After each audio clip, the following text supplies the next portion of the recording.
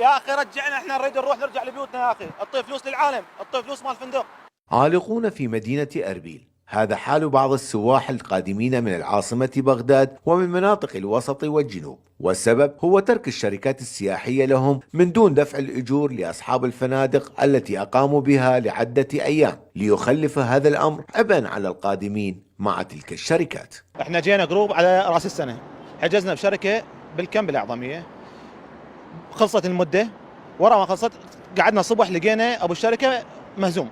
الفندق حجزت جناسي والسنوية مال سيارة ما ينطيهن الا يصلح حسابه، واحنا هسه محجوزين والعالم هاي ويايا، وشنو ذنبنا احنا اللي صار؟ يعني احنا جينا رحله مع راس السنه، واحنا اليوم صار لنا هاي 4 ايام، هذا اليوم الخامس، على اساس يرجعونا. شو قعدنا الصبح لا المندوب موجود، لا هذا السائق مالنا حاجي ويانا، جناسينا موجوده بالفندق، نقول لهم انطونا اياهن، ما يقبلوا ينطونا اياهن، ويجي يحسبون علينا ايام. يعني اذا ظلينا بالفندق احنا يعني هم راح ندفع من جيوبنا فلوس على مود نظل.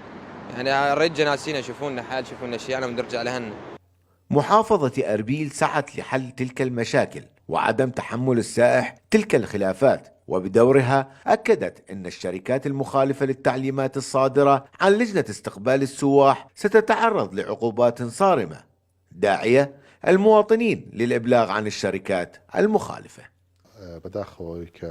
نود إعلام المواطنين أو السائحين أنه في حالة حدوث أي إشكالات أو مشاكل سواء مع الشركات أو الفنادق نرجو إعلامنا بذلك لنقوم بإجراءاتنا، والمخالفون سيتعرضون إلى عقوبات صارمة في حال استغلال المواطنين.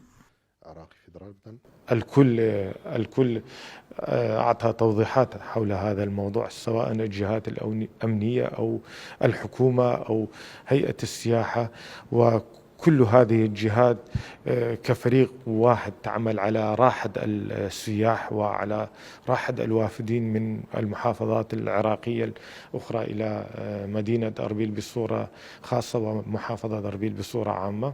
وكانت الآونة الأخيرة شهدت توافد الآلاف من السواح القادمين من مختلف المحافظات العراقية إلى إقليم كردستان، وسط دعوات لضرورة تجديد الإجراءات على الشركات السياحية، خصوصا وأن البعض منها قد تسبب بمشاكل للمسافرين.